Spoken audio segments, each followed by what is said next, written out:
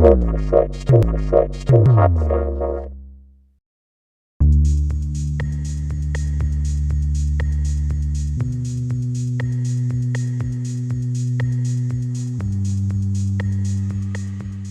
believe that it is a very interesting point in the cycle of mining and particularly precious metals at the current point after an 8-year bear market since the peak of the sector in 2011.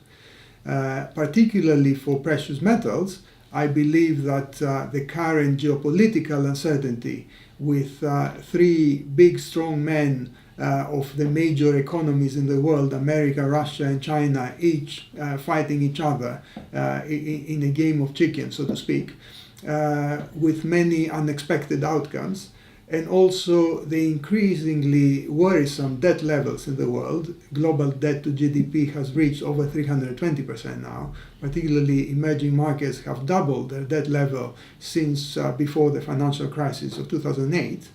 And we, being in an environment where the central banks of the major economies have a tendency to raise interest rates and pull back from the quantitative easing programs, this could be particularly harmful to the global economy, but also beneficial to safe havens like gold and silver that are preferred by investors in times of uncertainty and political instability.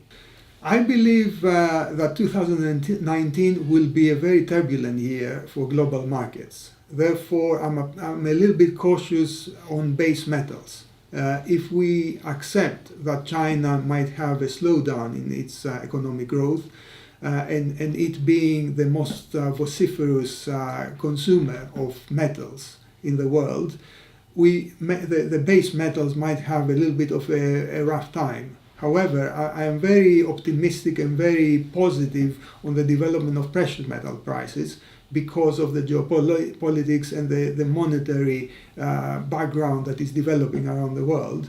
So I think that investors will be much better positions to benefit from a portfolio exposed to precious metals mining as opposed to base metals mining. I think will be very interesting to see some more corporate activity. The majors of the mining world have notably stood back from corporate activity. They have not really focused on expanding operations, and arguably this has been under the intense pressure of investors and shareholders who have demanded capital control and discipline in every company, and perhaps in many cases they have been pushing for returns to shareholders by way of dividends or share buybacks.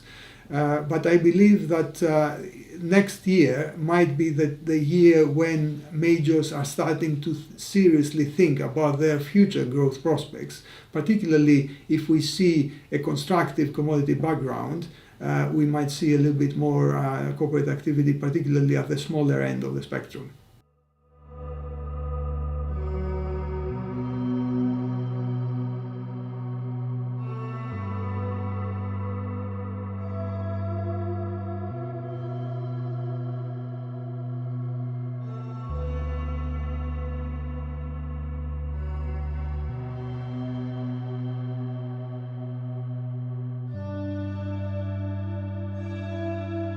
Thank you very much for watching our video.